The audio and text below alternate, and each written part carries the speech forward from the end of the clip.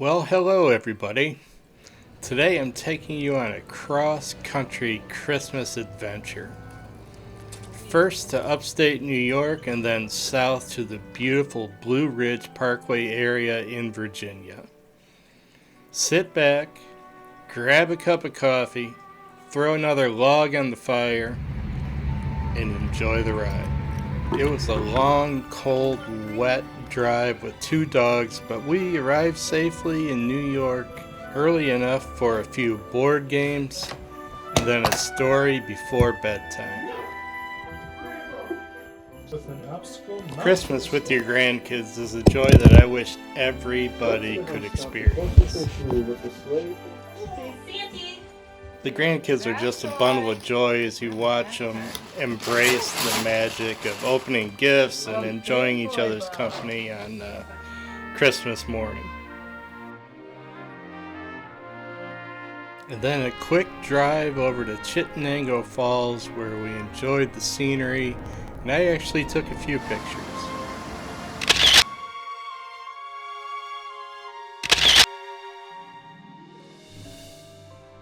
And then it was back in the car for a short 9-hour drive south down to Bedford, Virginia. Who knew I was going to end up with the barn in my own front yard? So things honestly got off to a little bit of a weird start with this picture frame having fallen off the wall for no particular reason. And I placed it right back up on the wall, and at that point we identified that we had a bird in the house.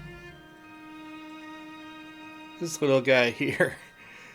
And not sure how long he's been in there, but he was definitely in there when we arrived, and eventually I think he found his way out, or one of the dogs might have flushed him out. Come on here. Either way, we now had the house to ourselves, and I decided I was going to take a few pictures.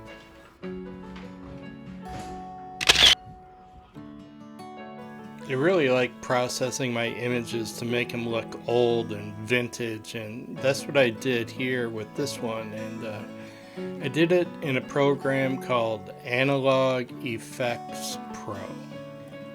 It's really easy to use, and I love how it will give you the deep, saturated, rich colors, kind of like film in the old days.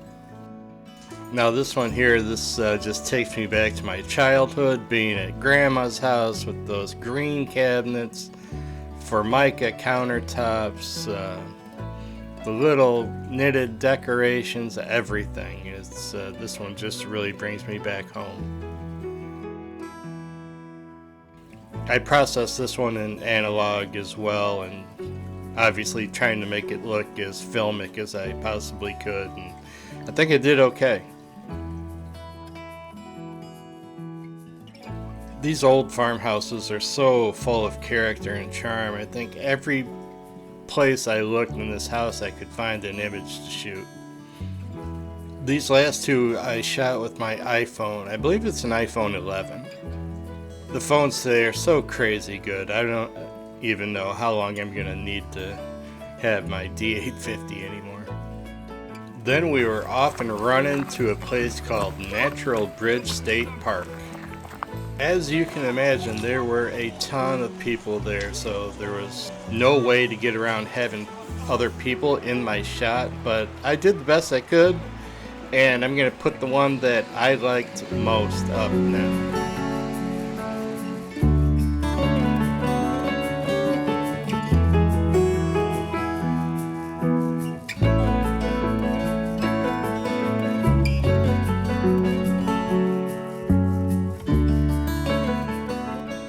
It was time to get the heck out of there, and with the enthusiasm of a 3-year-old, we went looking for some place to have lunch.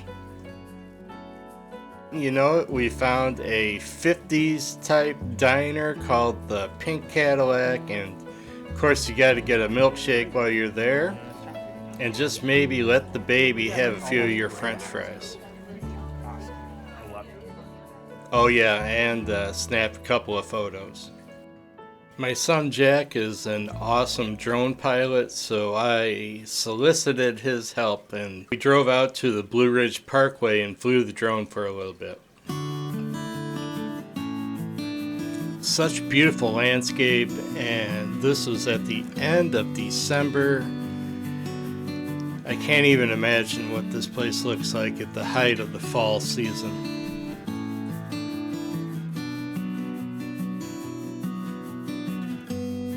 But I think I'm gonna have to find out.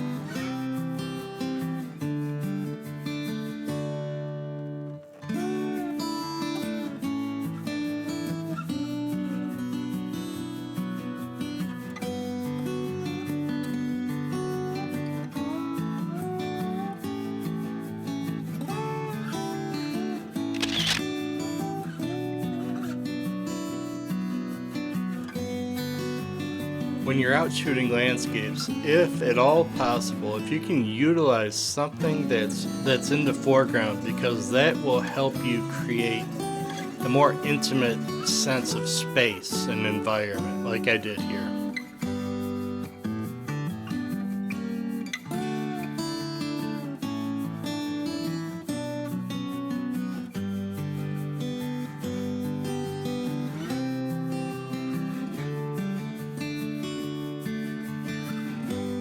Then on the way back to the Airbnb, we had to stop and shoot this.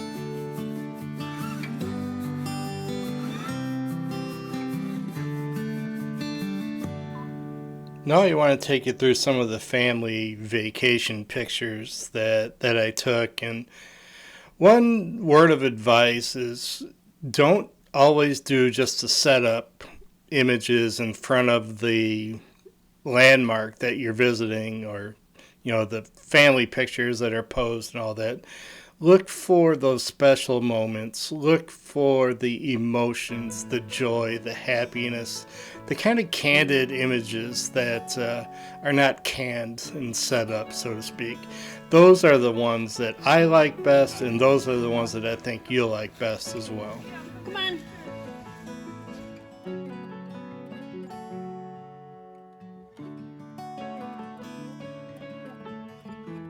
And when using a low f-stop like 2.8 or something like that, just remember to make sure your tack sharp on the eyes, or the best that you can be, because the depth of field is going to throw everything else out of focus. And get creative with your angles to show different perspectives that highlight the environment that you're in. Don't be too quick to delete images that you think might be bad because people aren't looking, etc. They just might end up telling that story that you want to remember 2, 5, 10, 20 years down the road.